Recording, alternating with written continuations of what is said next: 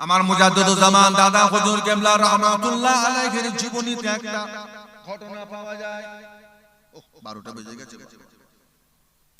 ও জানেরা ইলমে তাসাউফের একটা সবক আছে যাকে বলা হয় মাকামে রহমতের সবক। রহমতের মাকামের মুরাকাবা, রহমতের মাকামের মুরাকাবা 5টা নামের উপর করতে হয়।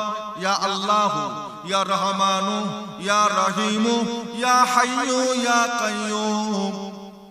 মসজিদে বসে যাবেন, বাড়িতে বসে যাবেন, নিরালা নির্জন জায়গায় গিয়ে বসে যাবেন, সেখানে বসে বসে নিয়ত করে নেবেন আমি আমার কলবের দিকে মতোয়াচে আছি, আমার কলব আমার পীর সাহেব হুজুরের কলবের দিকে মতোয়াচে আছে।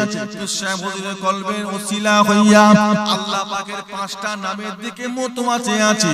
ইয়া আল্লাহু, ইয়া রহমানু, ইয়া রহিমু, ইয়া হাইয়ু, ইয়া কাইয়ুম। এই 5টা নামের দিকে আমি মতোয়াচে আছি। এই 5টা নামের হইতে রহমতের ফায়েজ আমার কলবে আসো। নিয়ত করে নিয়ে মনে মনে নিয়ত করবেন। রহমতের সবকে বসলেন কেন? আপনার পীরের দিদার পাওয়ার জন্য, অমুক মাশায়েখের দিদার পাওয়ার জন্য, খাজা হুজুরের দিদার পাওয়ার জন্য, পীরানে পীর দস্তগীর গৌসুল আজম বড় পীরের দিদার পাওয়ার জন্য, মুজাদ্দিদুজ জামান দাদা হুজুর কিবলার দিদার পাওয়ার জন্য, কিংবা রহমতের সবক করবেন। বাড়িতে কেউ অসুস্থ আছেন, তার শরীরের সুস্থতার জন্য রহমতের সবক করে আমল করবেন। আপনার রহমতের সবক, আল্লাহর 5টা নামের রহমতের ফায়েজ আল্লাহ দরবারে যদি কবুল হয়ে যায়, ইয়া আল্লাহু, ইয়া রহমানু, ইয়া রাহিমু, ইয়া হাইয়ু, ইয়া কাইয়ুম। এই 5টা নাম হলো ইসমে আযম, আল্লাহর বড় ফজিলতের নাম। যদি আল্লাহ দরবারে রহমতের সবক যদি কবুল হয়ে যায়, আল্লাহ পাক আপনার সাথে আপনার ওই মাশায়েখের দরবেশ সুফি সাহেবের আল্লাহর ওলির সঙ্গে দিদার নসিব করিয়ে দেবেন। যদি আপনি কারোর শরীরের সুস্থতার জন্য সবক করে থাকেন, আল্লাহ পাকের সবকের ওসিলায় তার বিমারকে আল্লাহ পাক ভালো করে দেবেন। জোরে বলুন। বাপেরা যদি ঠিক না হয়, গ্রামের মায়েরা যদি পর্দাশীল না হয়, নিজেরা যদি নিজেদের ভুলগুলো বুঝে সংশোধন যদি না হয়, আপনাদের ছেলে মেয়েরা জীবনেও কোনোদিন ভালো হতে পারে না। বাপ নামাজি হয়ে, মা পর্দাশীল হয়ে, শরীয়তের হুকুম আহকাম মেনে চলে, তারপরও মেয়ে বিগড়ে যাচ্ছে। কথা বলতে পারছেন?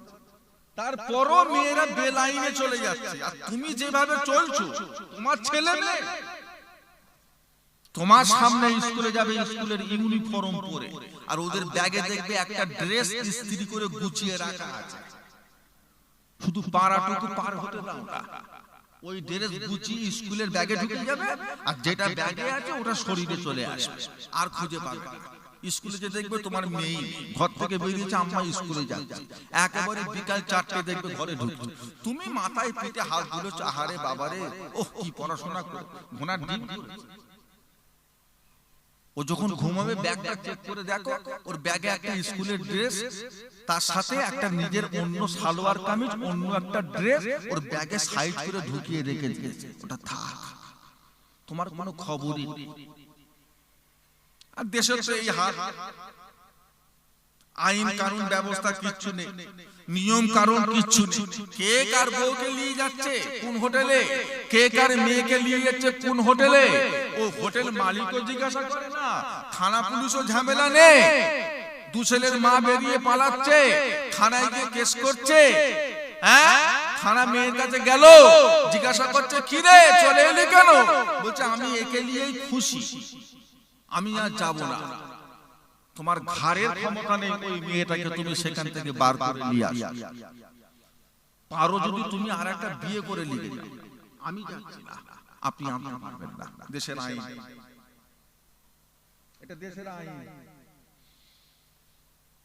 সারা জীবন যে মেয়েকে কোলে পিঠে মানুষ করলে যেই মেয়ের রোগে বিমারে অসুখে হসপিটালের ফুটপাতে শুয়ে শুয়ে রাত কাটিয়ে দিলে সেই মেয়ের যখন 18 বছর বয়স হয়ে গেল একটা নোংরা লম্পট বাজে ছেলের সাথে বেরিয়ে চলে গেল, তুমি খবর পেয়ে সেখানে হাউমাউ করে গেলে, তোমার মেয়ে বলে দিল আব্বা আমি যাব না, আমি একে নিয়ে খুশি। পৃথিবীর কোন প্রশাসন শক্তি, ভারতের কোন আইন আর তোমাকে আর সুযোগ সুবিধা দেবে না। টেন্ডি বেন্ডি করলে ধরে তোমায় জেলে ঢুকাবে। তোমার মেয়ে 18 বছর বয়স হয়ে গেছে, ও যেটা চাইবে সেটা করবে। তুমি কে? দেশের আইন, এটা দেশের আইন।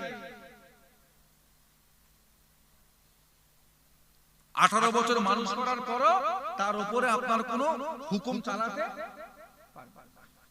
ও যা করবে তাই, দেশের আইন। আল্লাহ আমাদেরকে হেফাজত করে, আমাদের বাচ্চা কাচ্চা গুলোকে আল্লাহ সুবুদ্ধি দেন, নিজেরা ঠিক হন, সব ঠিক হয়ে যায়। বাড়ির মায়েরা ঠিক হন, পর্দাশীল হন, আল্লাহর রহমতে আপনার মেয়েটাও পর্দাশীল হবে, সেও আল্লাহ ওয়ালা হবে। হ্যাঁ, এইভাবে রাস্তাঘাটে ঘুরে ফিরে নিজের ইজ্জত নষ্ট করবেন না। এতে আপনাদের ছেলের তো করে কথা শুনতে হয়। আপনি মনে মনে ভাবছেন, বলছেন আমি বলছি বলে আপনি ভাবছেন হুজুর কি বলে, ওরা তো আমার ভাইয়ের মতো, ওরা তো আমার ভাইয়ের মতো। আপনি ওদেরকে আপনার ভাইয়ের মতো মনে করলো, ওরা কি আপনাকে বোনের মতো মনে করে?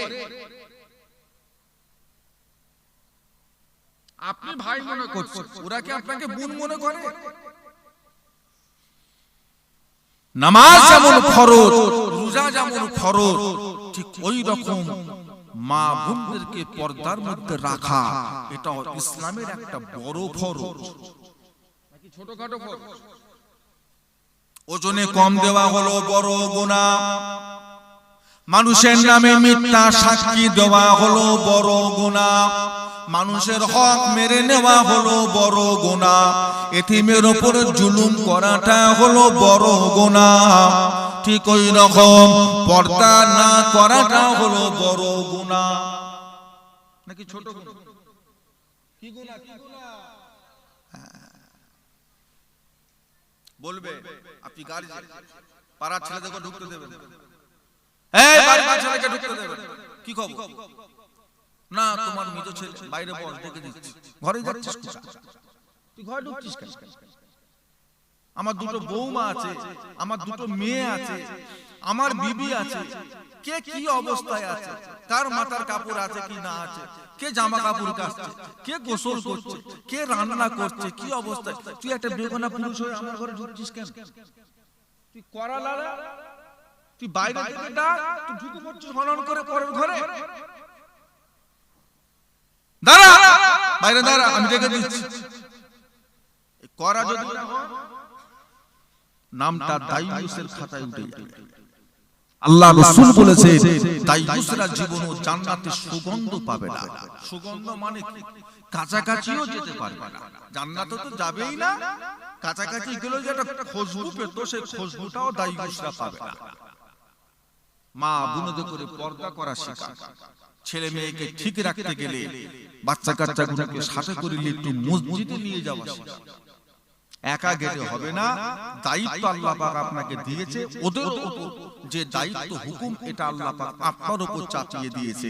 তুমি বাঁচো আর তোমার বাচ্চা কাচ্চা গুলোকে জাহান্নামের আগুন থেকে বাঁচিয়ে নাও। আল্লাহ রাসূল আমার আপনার নবী দয়ার নবী বলে, বাবা সাহাবারা, দ্বিতীয় নাম্বার আরশে ছায়া পাবে কারা? আল্লাহ রাসূল বলে ইমামুন আদিলুন, ইমামুন আদিলুন, আরশে ছায়া কারা পাবে? ন্যায় ইমাম যারা হবে, ন্যায় বিচারক যারা হবে, ন্যায় শাসনকর্তা যারা হবে। যখন তাদের কাছে কোনো বিচার আসবে, ছোট বড় দেখবে না, নিজের লোক পরের লোক দেখবে না, সঠিকভাবে বিচার করবে। আল্লাহকে হাজির নাজির জেনে সঠিক বিচার যে দিতে পারবে, আল্লাহ রাসূল বলে যে দায়িত্ব মানুষটা নেবে, দায়িত্ব সুন্দরভাবে আদায় করে নেবে, দায়িত্ব নিয়ে তারা কোনো খারাপ ব্যবহার করবে না, অপব্যবহার করবে না।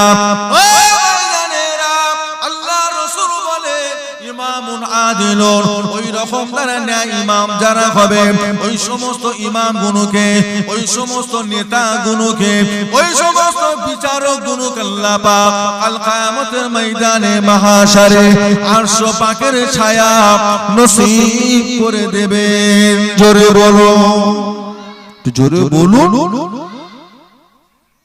ন্যায় ইমাম, ন্যায় বিচারক সত্যের উপর দাঁড়িয়ে সঠিক বিচার করে দেবেন। আপনি যেই পার্টির লোক হন না কেন, দায়িত্ব পেয়েছেন, বিচার এসেছে, তাতে যদি ভুল নিজের পার্টির লোকের হয় একভাবে বলে দেন, ভুল যদি অন্য পার্টির ছেলের হয় সেটাও ঠিকভাবে বলে দেন। আমার পার্টির ছেলে বলে 7 গুণ মাপ, আর অন্য পার্টির ছেলে বলে সব দোষ তার, কিয়ামতে আপনি কিন্তু আরশ পাকের ছায়া পাবেন। আর আরশের ছায়া যদি আমরা না পাই, হাসরের ময়দানে 50,000 বছর একভাবে দাঁড়িয়ে থাকাটা কিন্তু আমাদের জন্য বড় কঠিন হয়ে যাবে। এত দূরে সূর্য, 8 ঘন্টা থাকা যায় না বাপ। হ্যাঁ, মানুষের চোখ ধোঁয়া হয়ে যায়, সবুজ হয়ে যায়, কত মানুষ মাথা ঘুরে পড়ে যায়। আর হাসরের ময়দানে সূর্য থাকবে মাত্র 1। সঠিক বিচার মাদ্রাসার দায়িত্ব নিয়েছে, মসজিদের দায়িত্ব নিয়েছে, সঠিকভাবে আদায় করবে, কোন রকম লুকোচুরি করবে পারবেন না, ছেড়ে মাদ্রাসা সম্পর্কে জ্ঞান নেই, দায়িত্ব নেবার দরকার। অত উপজে গিয়ে আমি ক্যাশিয়ার হব, আমি সভাপতি হব, মাদ্রাসা কিভাবে চালাতে হয় সে সম্পর্কে আপনার জানা আছে? জানা আছে? অত দায়িত্ব নেবেন বলে লাফাচ্ছে। একটা মাদ্রাসায় যাকাত আসে, একটা মাদ্রাসায় ফিতরা আসে, একটা মাদ্রাসায় কাফারা আসে, একটা মাদ্রাসায় সাদকা আসে, একটা মাদ্রাসায় কুরবানির চামড়ার টাকা আসে, আবার একটা মাদ্রাসায় কুরআন শরীফ কিনারও টাকা আসে। কি বলছে? বলে যাকাত কোথায় কাজে লাগাবে, ফিতরা কোথায় কাজে লাগাবে, কাফারা কোথায় কাজে লাগাবে, কুরবানির চামড়ার টাকা কোথায় কাজে লাগাবে? বলে মাদ্রাসার দায়িত্ব নিয়েছেন তো, এই কোন টাকাটা কোথায় লাগাবেন বল। হুজুর তা তো জানি না, তাও তো লাফাচ্ছেন না, যে জানে তাকে সরে যান।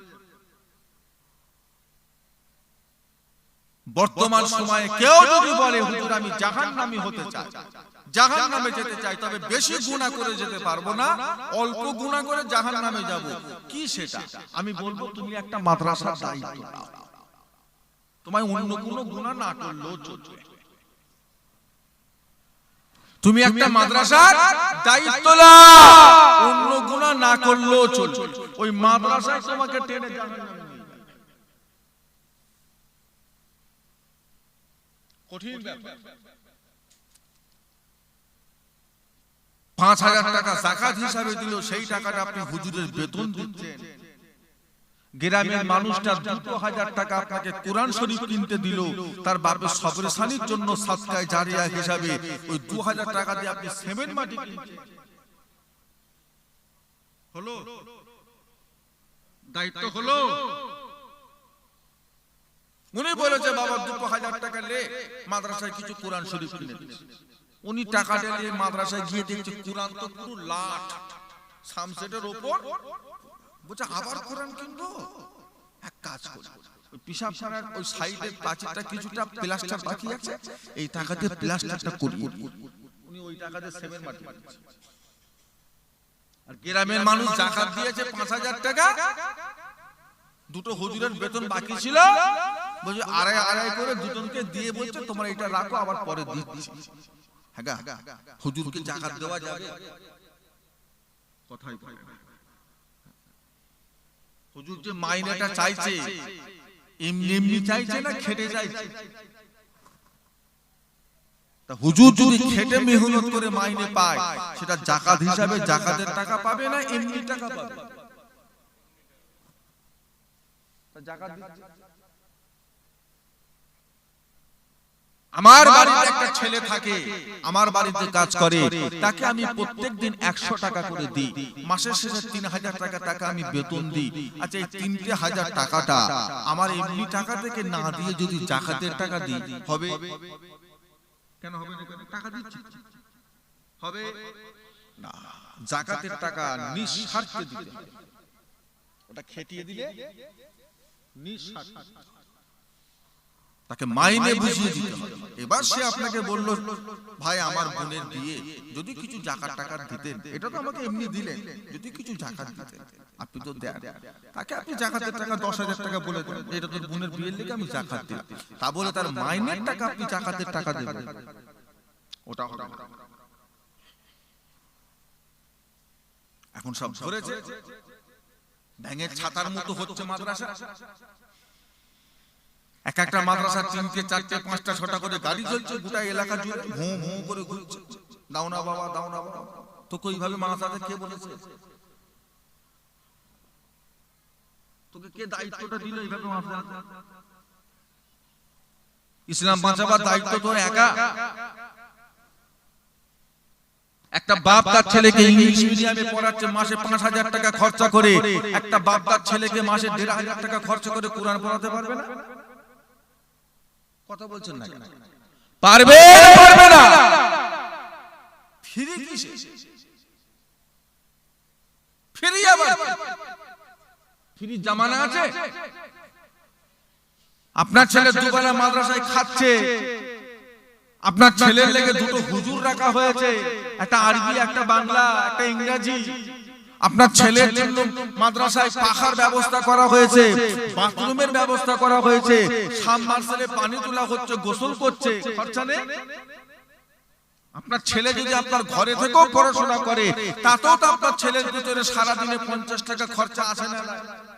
তা সেই ছেলেটা যখন মাদ্রাসায় পাঠিয়ে দিলেন, মাসের শেষে 1,500 না হলো 1000 টাকা তো দিতেই হয়। কি বলছেন আপনারা? ফ্রি? কিসের ফ্রি? ফ্রি আবার সস্তা? কোরআন সস্তা? ইংলিশ শিখাবার লেগে এত 1000 টাকা শেষ করে ফেললেন।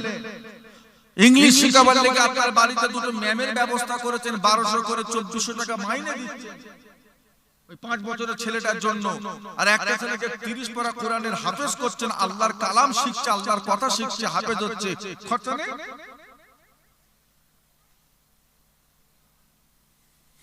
ঘুরছে কমিশনে কারবার, কমিশনে কারবার।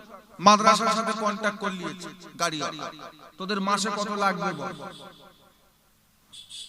সে আবার কি কথা, যা উঠবে দিবি, বলছেন না কত নিবি সেটা আগে থেকে বলছো। বাবা ই আবার কি নিয়ম? তোরা বলছে 10,000 টাকা দিবি মাসে, আমাদের বিল টিল যা লাগে সাহায্য সহযোগিতা সব করব, তোরা মাসে 10,000 টাকা। গাড়িওয়ালা ওরা বলছে 8,000। 8,000 বলছে আচ্ছা ঠিক আছে 8,000। ও মাসে তুললো 25,000 আর মাদ্রাসায় দিল 8,000, বাদ বাকি চলছে কারবার। 100 টাকা তুললে 40 টাকা, আমার 60 টাকা। রোজে যাবে না।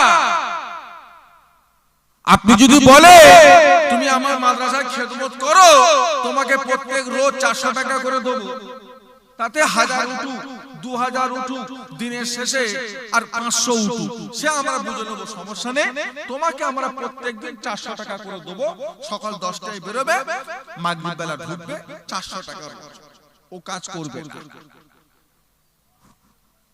ও কাজ করবে।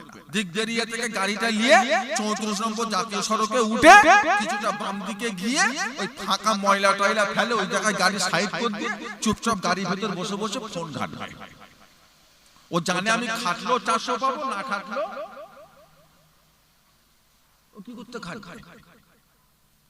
আসরের নামাজ বাদ গ্রামে ঢুকে 2 কেজি আলু, 1 কেজি পেঁয়াজ, 4 কেজি চাল, 2-4টে খুচরো টাকা পয়সা দিয়ে বলবে বাবা আমারটা আমায় দিয়ে দিন, আমার শরীর ভালো না, সারাদিন চেয়ে জান খারাপ হয়ে গেছে, দে বাবা আমাকে আমারটা দে। আর যেই বলে দেবে কমিশনে কারবার, 100 টাকা তুললে 40 টাকা তোর, ও ঘোষ পাড়াটাও ছাড়বে, ও ঘোষ পাড়া থেকে চাঁদা তুলতে চলে আসবে। এমন ওয়াজ করবে পাড়ায় ঢুকে, বাড়ির মেয়েরা কানের নাকের খুলে দেবে, তাড়াতাড়ি দিয়া খুব কাঁদছে হুজুরটা, এই পারবে তো নানাকে জান্নাতে পাঠাতে।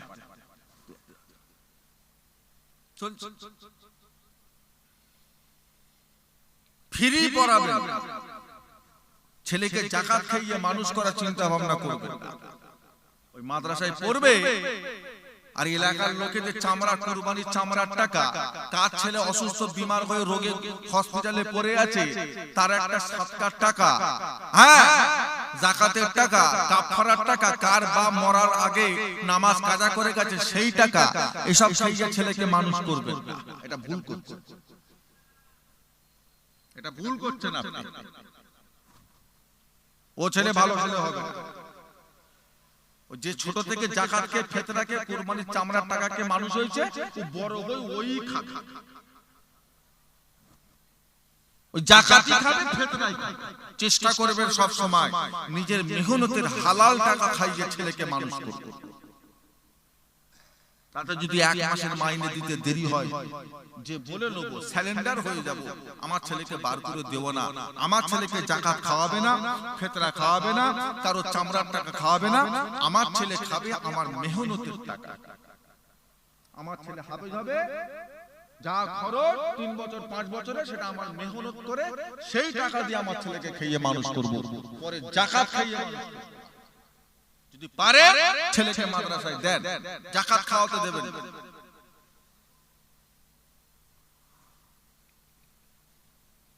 একান্ত যদি না থাকে, বাপ মারা গেছে ছোটবেলায়, এতিম, ভিন্ন কথা।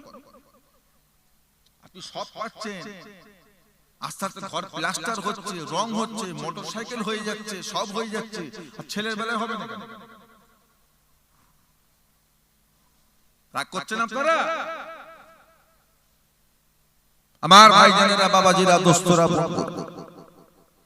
আল্লাহ নবী আমার, আপনার নবী, দয়া নবী বলে, বাবা সাহাবারা, আরশ পাকে ছায়া কারা পাবে?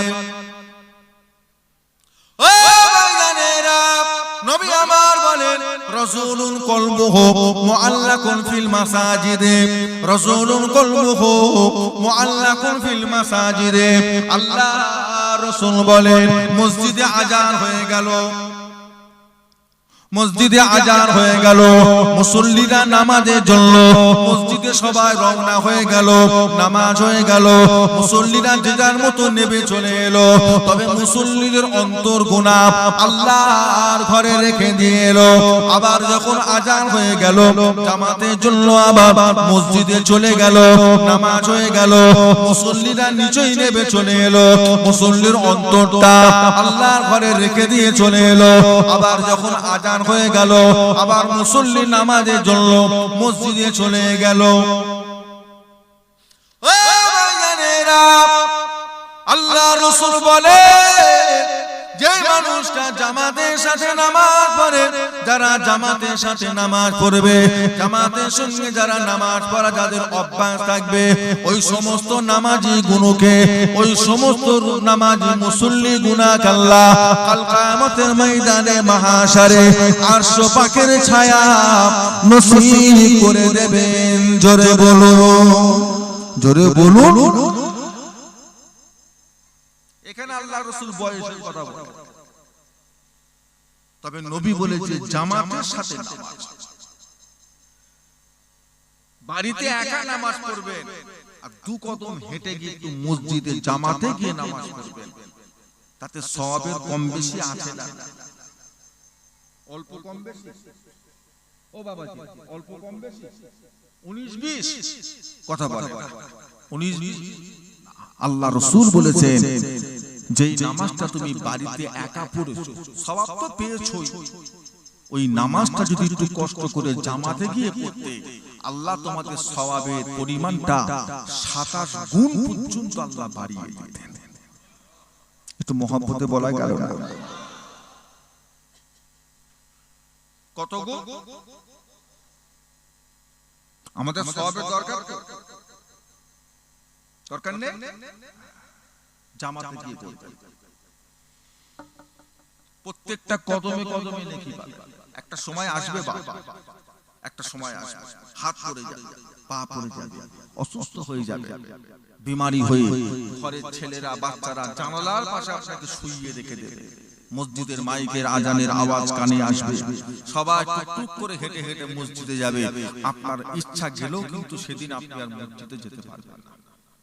মনটা কাঁদবে, বুকটা জ্বলে যাবে, ভেতরটা ফেটে যাবে, আর কিচ্ছু করার নেই বাবা। সারা জন্মের মতো বন্ধ হয়ে গেল। অসুস্থ হওয়ার আগে এই সুস্থতার জীবনটাকে একটু দাম দিতে শিখুন। বিমারি হয়ে ঘরে শুয়ে পড়ার আগে যতদিন চলে ফিরে বেড়াতে পারছেন এই জীবনটাকে একটু মূল্যায়ন করতে শেখেন, দাম দিতে শেখেন। ফালতু ফালতু বাজারে বসে বসে লোকের নামে গীবত গিল্লা করে নিজের আখিরাতটাকে নষ্ট করবেন না। কথা নেই, চুপ থাকুন, ফালতু কথা বলবেন না। কথা যদি না থাকে চুপ। আল্লাহ রাসূল বলেছে আমার উম্মতদের জন্য চুপ করে বসে থাকাটাও হলো ইবাদত। জোরে বলবেন না। লোকের গীবত করার থেকে তো চুপ থাকা ভালো। হ্যাঁ, লোকের গীবত শোনার থেকে তো উঠে চলে যাও নাকি বসে বসে কি হবে? কি হবে?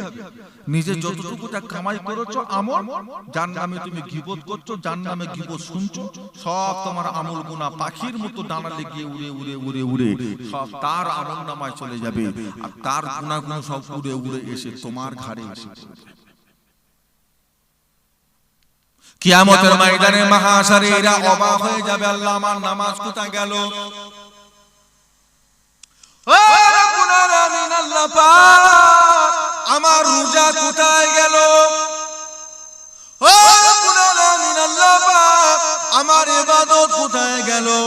না জানি কার আমল নামার খাতাটা আমার হাতে এসে পড়ল। আল্লাহ তো এটা আমার আমল নামা নয়, আমি তো নামাজ পড়ি। কই সেটা?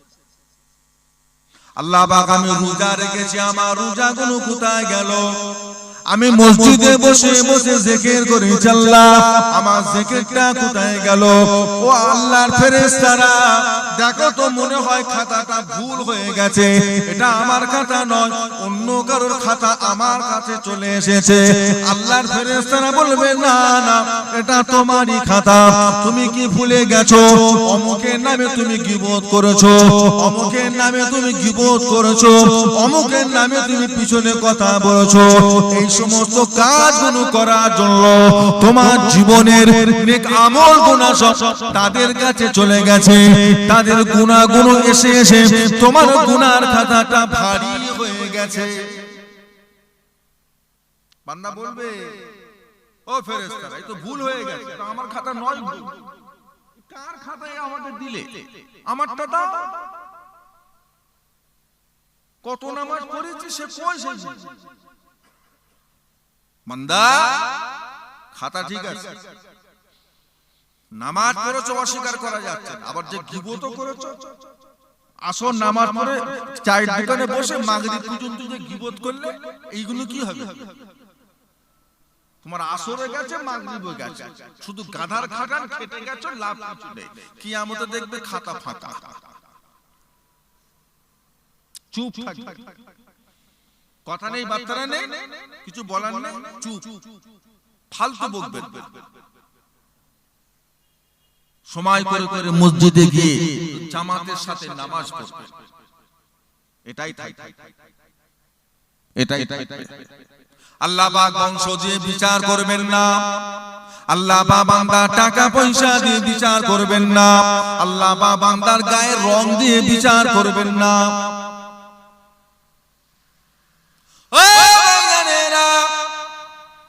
ময়দানে মাহশারে রব্বুল আলামিন আল্লাহ পাক বান্দা গেরা না লম্বা এটা দেখে আল্লাহ বিচার করবেন না।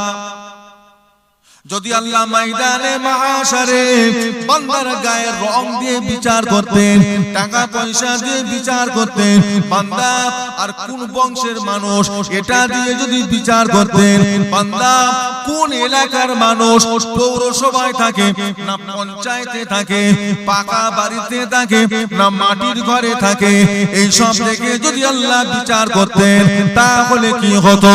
আল্লাহর নবী সাহাবী হযরতে বেলাল রাদিয়াল্লাহু তাআলা আনহু জীবনও কোনদিন অত উঁচু দরের সাহাবা হতে পারতেন না। কথা ঠিক না ভুল? আল্লাহ বলবে কিয়ামতে, এই যত গেঁড়া দেখতে পাচ্ছ সব জাহান্নামে, ওই গেঁড়া ভালো লাগে না আমার, 5 ফুটের নিচে যত সব জাহান্নামে দে, আর লম্বা লম্বা গুলোকে সব জান্নাতে দে। আল্লাহ এই বিচার করবে? কি বলছেন আপনি? আল্লাহ কিয়ামতে বলবে যত দামি দামি বংশ দেখতে পাচ্ছ সব জান্নাতে ঢুকা, আর মন্ডল মোল্লা, হ্যাঁ এইসব ছোট খালি খামা চৌধুরী সব জাহান্নামে, ওসব জান্নাত থেকে নিয়ে আসিস, ওদের দিয়ে জান্নাতটাকে নষ্ট করব না কি? সব জান্নাত এই বিচার করবে আল্লাহ? কথা বলো না। যদি আল্লাহ পাক এইভাবে বিচার করতেন, আল্লাহ নবী সাহাবী হযরতে বেলাল রাদিয়াল্লাহু তাআলা আনহু জীবনও কোনদিন অত উঁচু দরের সাহাবা হতে পারতেন না।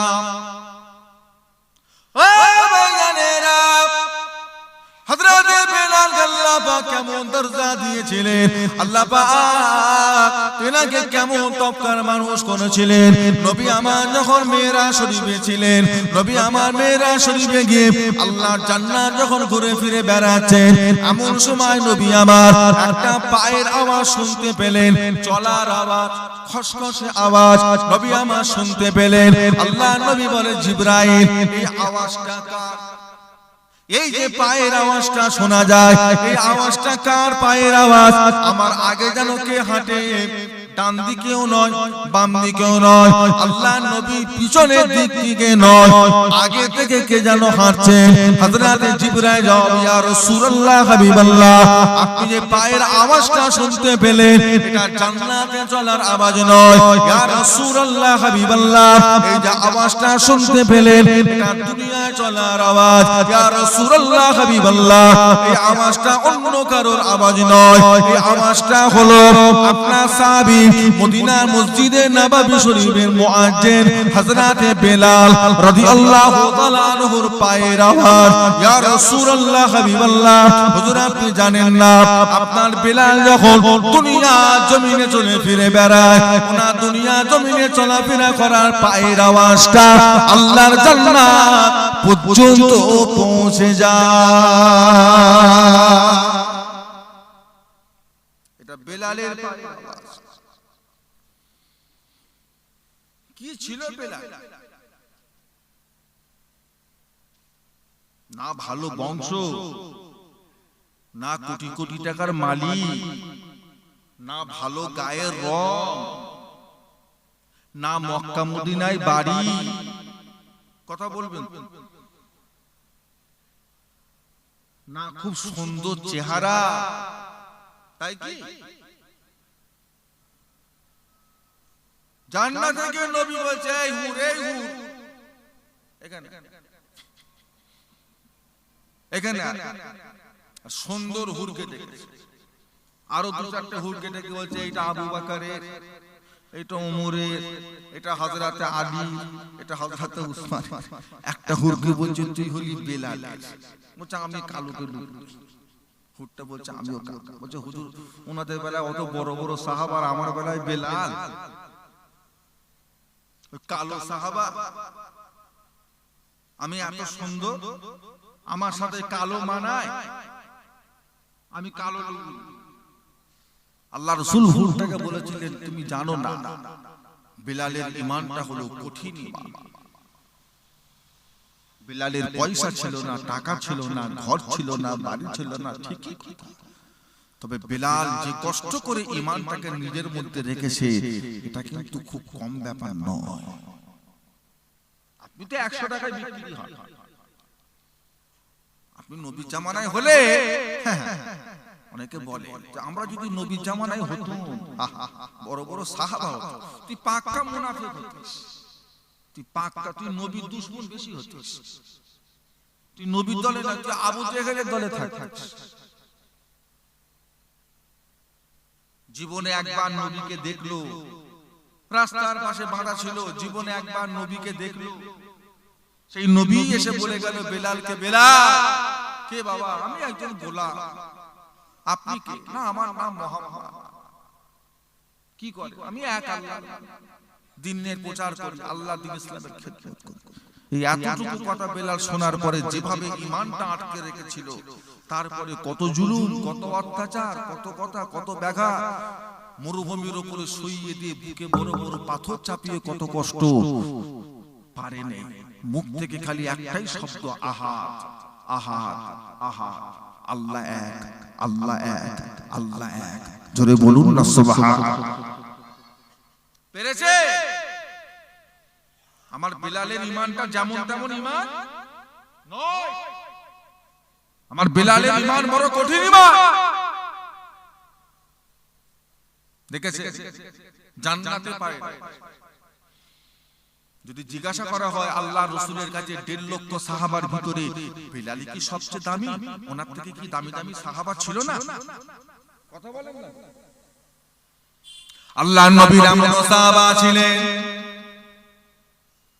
ও ভাইজানেরা, আল্লাহ রাসূলের এমন সাহাবা ছিলেন যিনাকে আল্লাহ রাসূল বলেছিলেন, বাবা আমার এই সাহাবা দুনিয়াতে নবীদের মতো ক্ষমতা রাখে। কোন সাহাবা? আল্লাহ রাসূল বললেন, বাবারা, লা নবিয়া বাদি লাকানা উমার, লা নবিয়া বাদি লাকানা উমার। আমার পর আল্লাহ দুনিয়ায় কাউকে আর নবী করবেন না, আমার পরে আর কেউ নবী হবে না। যদি আল্লাহ পাক আমার পরে কাউকে নবী করে দিতেন, হযরত ওমরকে আল্লাহ দুনিয়ায় নবী করে পাঠাতেন। জোরে বলো, জোরে বলুন। ছোটখাটো ব্যাপার ও বাবাজি, ছোটখাটো ব্যাপার। কাদের মতো ক্ষমতা?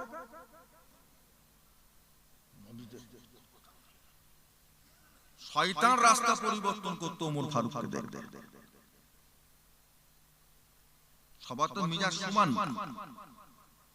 আপনি যদি মনে করেন হুজুর মানে যে নরম হবে, তা তো না। নবীদের ভিতরে নরম গরম ছিল না? সাহাবাদের ভিতরে ছিল না? আপনার মুজাদ্দিদুজ জামান দাদা পীরের আওলাদদের ভিতরে নরম গরম ছিল না? নেই? নরম গরম নেই? আপনাদের এখানে দীর্ঘদিন খেদমত করেছেন, আপনাদের কাছে খাদেম হিসাবে ছিলেন আমার বড় চাচা যান, ছোট হুজুর কেবলা, বড় সাহেবজাদা, উপযুক্ত সাহেবজাদা,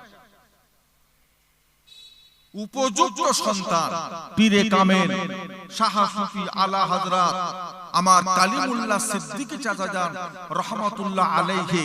আল্লাহ আমার হুজুর কেবলার কবরটাকে আল্লাহ নূর দিয়ে ভরিয়ে দেন। বলুন আল্লাহুম্মা আমিন। নরমে নরম, আবার গরমে গরম। কি গো? অন্যায় সহ্য করতে পারতেন না,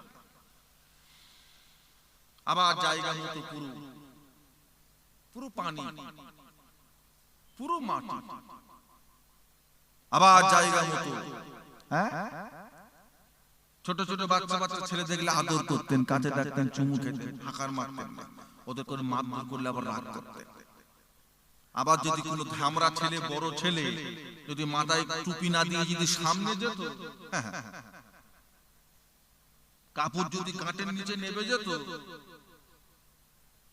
তখন আবার ওসব কিছু দেখতেন না, গরম হয়ে যেত। বুঝলে? নরম গরম সব রকমই থাকে। পালালে হবে, সরে গেলে হবে, শিখতে গেলে একটু মারধর খেতে হয়, গালিগালাজ শিখতে হয়, একটু বকাঝকা খেতে হয়, আর যাব না, শিখতে পারবে। ছেলে যতক্ষণ না কাঁধে মা দুধ দেয়, এই শীতকালে দেবে, দুধ দেবে, ছেলে কোন দিকে মা কোন দিকে, শুয়ে আছে, সারা রাত পার হয়ে গেল, ছেলেও কেঁদে নেই, মাও দুধও দেয় না। যেই বাচ্চা কেঁদে উঠেছে মা বলে, হ্যাঁ মা যেখানেই থাকুক না কেন তীরের মতো সরে এসে বাচ্চার মুখে দুধ দিয়েছে, খাইয়েছে, বাচ্চা পেশাব করে দিয়েছে, ওই ভিজে কাপড় দিয়ে সারা রাত কাটিয়ে দিয়েছে, কোনো কথা বলে না। ছেলে যখন কেঁদেছে মায়ের জানে আল্লাহ পাক দয়া মায়া দিয়ে দিয়েছে, সাথে সাথে হাজার কষ্ট করে ছেলেকে খেতে দিয়েছে। ছেলে না কাঁদলে যদি মা দুধ না দেয়, আপনাকে একটু বকাঝকা খেতে হবে, রাগ মুখ খেতে হবে, তবে তো শিখবে না। এমনি নিজের চেষ্টা রাখতে হবে। আমার মুজাদ্দিদুজ্জামান দাদা হুজুর কেবলা রাহমাতুল্লাহ আলাইহির জীবনীতে একটা ঘটনা পাওয়া যায়। 12টা বেজে গেছে। ও ভাইজানেরা, ইলমে তাসাউফের একটা সবক আছে যাকে বলা হয় মাকামে রহমতের সবক। রহমতের মাকামের মুরাকাবা, রহমতের মাকামের মুরাকাবা 5টা নামের উপর করতে হয়। ইয়া আল্লাহু, ইয়া রহমানু, ইয়া রহিমু, ইয়া হাইয়ু, ইয়া কাইয়ুম। মসজিদে বসে যাবেন, বাড়িতে বসে যাবেন, নিরালা নির্জন জায়গায় গিয়ে বসে যাবেন, সেখানে বসে বসে নিয়ত করে নেবেন আমি আমার কলবের দিকে মতোয়াচে আছি, আমার কলব আমার পীর সাহেব হুজুরের কলবের দিকে মতোয়াচে আছে। পীর সাহেব হুজুরের কলবের ওসিলা হইয়া আল্লাহ পাকের 5টা নামের দিকে মতোয়াচে আছি। ইয়া আল্লাহু, ইয়া রহমানু, ইয়া রহিমু, ইয়া হাইয়ু, ইয়া কাইয়ুম। এই 5টা নামের দিকে আমি মতোয়াচে আছি। এই 5টা নামের হইতে রহমতের ফায়েজ আমার কলবে আসো। নিয়ত করে নিয়ে মনে মনে নিয়ত করবেন। রহমতের সবকে বসলেন কেন? আপনার পীরের দিদার পাওয়ার জন্য, অমুক মাশায়েখের দিদার পাওয়ার জন্য, খাজা হুজুরের দিদার পাওয়ার জন্য, পীরানে পীর দস্তগীর গৌসুল আজম বড় পীরের দিদার পাওয়ার জন্য, মুজাদ্দিদুজ্জামান দাদা হুজুর কেবলার দিদার পাওয়ার জন্য, কিংবা রহমতের সবক করবেন। বাড়িতে কেউ অসুস্থ আছেন, তার শরীরের সুস্থতার জন্য রহমতের সবক করে আমল করবেন। আপনার রহমতের সবক, আল্লাহর 5টা নামের রহমতের ফায়েজ আল্লাহ দরবারে যদি কবুল হয়ে যায়, ইয়া আল্লাহু, ইয়া রহমানু, ইয়া রাহিমু, ইয়া হাইয়ু, ইয়া কাইয়ুম। এই 5টা নাম হলো ইসমে আযম, আল্লাহর বড় ফজিলতের নাম। যদি আল্লাহ দরবারে রহমতের সবক যদি কবুল হয়ে যায়, আল্লাহ পাক আপনার সাথে আপনার ওই মাশায়েখের দরবেশ সুফি সাহেবের আল্লাহর ওলির সঙ্গে দিদার নসিব করিয়ে দেবেন। যদি আপনি কারোর শরীরের সুস্থতার জন্য সবক করে থাকেন, আল্লাহ পাকের সবকের ওসিলায় তার বিমারকে আল্লাহ পাক ভালো করে দেবেন। জোরে বলুন, করতে হবে তো। মানুষের শরীরে 10টা লতিফা, 10টা লতিফা, 10টা মাকাম আছে। 4 লতিফা গোটা শরীরে জড়িয়ে আছে, বুঝলে? মানুষের শরীরকে তৈরি করতে আল্লাহ মাটি দিয়েছে, মাটি। মানুষের শরীর তৈরি করতে আল্লাহ বাতাস দিয়েছে, বাতাস। মানুষের শরীর তৈরি করার লেগে আল্লাহ পানি দিয়েছে, পানি। মানুষের শরীর তৈরি করার লেগে আল্লাহ আগুন দিয়েছে, আগুন। কটা জিনিস হলো? কটা জিনিস হলো গো? এই 4 লতিফা। এর কোনো নির্দিষ্ট জায়গা নেই। রূহের একটা লতিফা জায়গা আছে, কলবের একটা জায়গা আছে, নফসের একটা জায়গা আছে, শেরের একটা জায়গা আছে, খফির একটা জায়গা আছে। তবে এই যে 4টে জিনিস বললাম, এর নির্দিষ্ট কোনো জায়গা নেই। পায়ের নখ থেকে নিয়ে মাথার তালু পর্যন্ত গোটা শরীরের মধ্যে আছে। যখন আপনি খাক লতিফায়ে খাকের সবকে বসে যাবেন, লতিফায়ে খাক আমি আমার কলবের দিকে মতওয়াজে আছি, আমার কলব আমার পিসাব হুজুরের কলবের ওসিলা হইয়া আল্লাহ পাকের দিকে মতওয়াজে আছি। আল্লাহ পাকের তরফ হইতে লতিফায়ে খাকে সবক আমার শরীরে আসুক, আমার শরীর পা থেকে মাথা পর্যন্ত আল্লাহ আল্লাহ আল্লাহ আল্লাহ আল্লাহ আল্লাহর জিকির করুক। এই জিকিরে যখন আপনি বসে যাবেন করতে করতে করতে করতে করতে করতে একদিন আপনার গোটা শরীর যখন জারি হয়ে যাবে, আপনার পশমের গোড়া থেকে আল্লাহ আল্লাহ শব্দের জিকিরের আওয়াজ শুনতে পাওয়া যায়। বুঝবে কে করবে, কাকে বলবে আর কে? এখনকার ছেলেদের বললে হাসবে, কি সব বকছে বলতো হুজুর, এসব কি বলছে? খাক বাস সাত কি মোবাইলের যুগ, ইন্টারনেটের যুগ, বলছে শরীরের পশম নাকি জিকির করবে। এর মুখ আছে? বুঝতে পারছেন? নিয়ামত পেয়েছিলেন, অন্যান্য হুজুর কেবলারা তো এত সময় দেন না, দিতেও পারেন না। আমার কালিমুল্লাহ চাচা হুজুর কেবলা আপনাদের কাছে দীর্ঘদিন ছিলেন, অনেক বসেছেন, অনেক থেকেছেন, আশপাশে জলসা মাহফিল করে রাতকে রাত কাটিয়েছেন হুজুর কেবলা আপনাদের কাছে। সময় হয়েছে, অনেকে গেছে, অনেকে নিয়ামত পেয়ে সংগ্রহ করতে পেরেছে, অনেকে পারেন। সব জিনিস পরে পরে হয় না বাবা। পরে পরে যদি সব হয়ে যেত তাহলে ডাক্তারি 5 বছর পড়াশোনা করার পরে আর প্র্যাকটিক্যাল করার লেগার কোন সিনিয়রের কাছে উঠা বসা করা লাগতো না, পরে টরেই হয়ে যেত। তা হয় কি? আবার 2-3 বছর 4 বছর সিনিয়রের কাছে থাকতে হয় না? হয়। এই ছুরি ধর, এই ব্যাগ ধর, এই লুটা ধর, এই পেন ধর, এই স্টেথোস্কোপটা ধর, সে পাশে দাঁড়া, দেখ। যেটা পরে পরে হয় না সেটা প্র্যাকটিক্যাল খুব সহজে হয়ে যায়। যাই হোক, অনেক লম্বা চওড়া হয়ে গেল। আল্লাহ যদি আবার কখনো তৌফিক দেন আপনাদের খেদমতে, আমি গুনাহগারকে যদি আল্লাহ কখনো নিয়ে আসেন, আবার আলোচনা হবে। আল্লাহ পাক যতটুকু আমি গুনাহগারের জবান থেকে আল্লাহ যা বলিয়েছেন, যতটুকু আল্লাহ যা বলার তৌফিক দিয়েছেন বলেছি, আল্লাহ সেই মোতাবেক আমাদের সকলকে যেন চলবার তৌফিক দান করেন। বলুন আল্লাহুম্মা আমিন, বলুন আল্লাহুম্মা আমিন। একবার মুহাম্মদে দরুদ শরীফ, আল্লাহুম্মা সাল্লি আলা।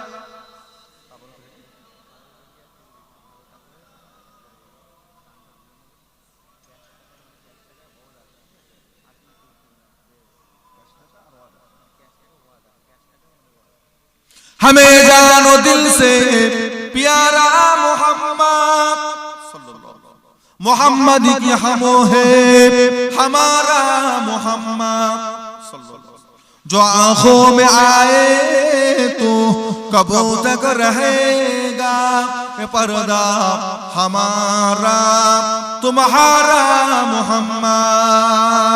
अल्लाहुम्मा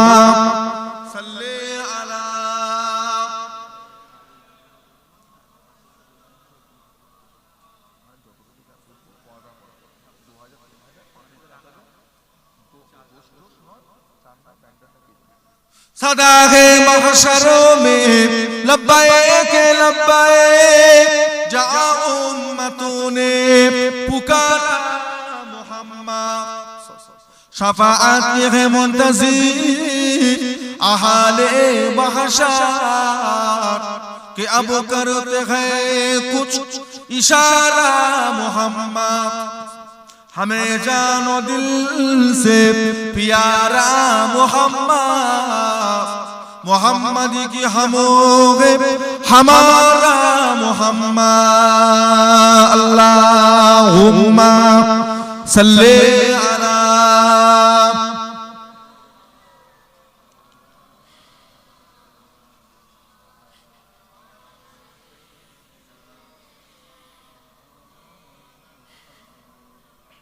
আমার দিনদার ইমানদার নেককার আল্লাহ ওয়ালা ভাইজানেরা, আমার বাবাজিরা, আমার দোস্তরা, আমার বন্ধুরা, আল্লাহ পাক আমাদের সকলকে হেফাজত করে, ঈমান আমলের উপরে কায়েম রাখে।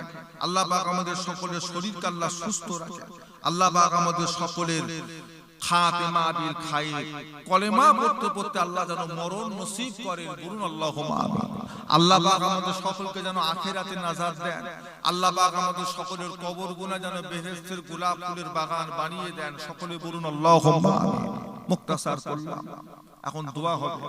তার আগে একবার সকলে আসে আল্লাহ পাকের সম্মুখে দাঁড়িয়ে নবী পাকের দরবারে একটু সালামের নজরানা পাঠিয়ে দিই। ইয়া নবী